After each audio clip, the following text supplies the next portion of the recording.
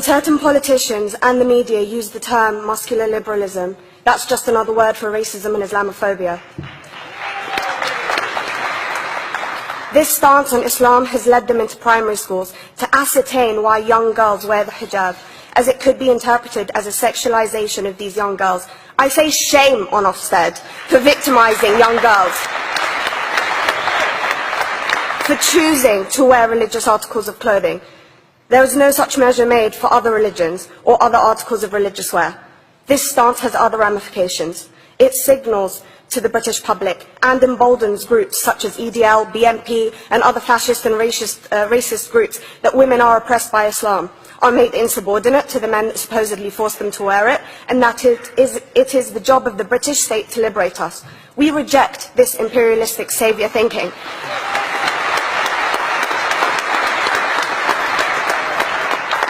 And I am here to state for all people who choose to practice their beliefs openly that we are not oppressed by our faith. Islam is not one homogeneous block. There are Muslim women who do not wear the hijab, and that is their interpretation of their faith. The Quran beautifully states, La ikraha fid din, which translates to, there is no compulsion in religion. My faith has given me the right to choose 1,400 years before the Universal Declaration of Human Rights told me I could. A fun fact for your conference. My dad didn't want me to wear the hijab. I chose to. Those of faith, thank you. Those of faith should have the right to choose to wear their articles of faith. Sikhs wearing the turban, Jews wearing the kippah, or Christians wearing the crucifix. Practicing my right to freedom of expression through the hijab empowers me and other women like me to know that we are able to make decisions for ourselves. Through the hijab, women like me feel empowered to overcome the social expectations of sexualization that is relevant and has currently resulted in many cases of anxiety and worse. I can speak for myself and others like me. At school, I was able to focus more on the thoughts that were running through my mind than how good I looked to the world.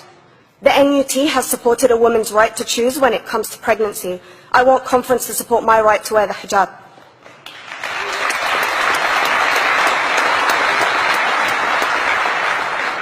How I choose to practice my faith is clearly displayed for all to see. This makes me the target of hate crime.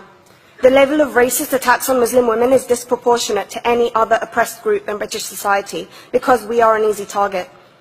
This decision by Ofsted has ramifications beyond the school gates and must be seen in the context of increased attacks on the Muslim community and perpetuates the outdated notion that Muslim women are victims. I was on a trip last year to Hampton Court with my Year 7s, where a man felt comfortable to call me a terrorist. As a Muslim woman, I'm not a victim, so I challenged him. He denied it. I'm sure you've heard of the Punish a Muslim Day. It's been spoken about a few times already this morning. And as a Muslim, I'm actually quite optimistic. They're trying to limit it to one day. That's 364 less than normal.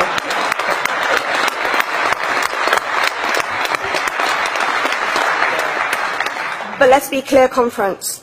Islamophobia and other forms of racism affects non-Muslims too. If we don't challenge this stance as a collective, we may turn into a society like France, where women are forced by the law to choose between their faith and their education, their faith and their right to work in the public sector, their faith and their right to enjoy a day out by the seaside with their families. I want to end by stating that I came to this country as an 8-year-old refugee. We are Palestinians, forced out of our land in 1948. We lived in third world conditions, similar to those in Calais for 60 years. Here, I received the support I needed to study law at university and become a secondary school citizenship and PSHE teacher and a school rep. An injury to one is an injury to all, and I want to thank the Union for its stance on all oppressed groups, in particular mine, Palestine. Thank you, Conference. Thank you, Latifa.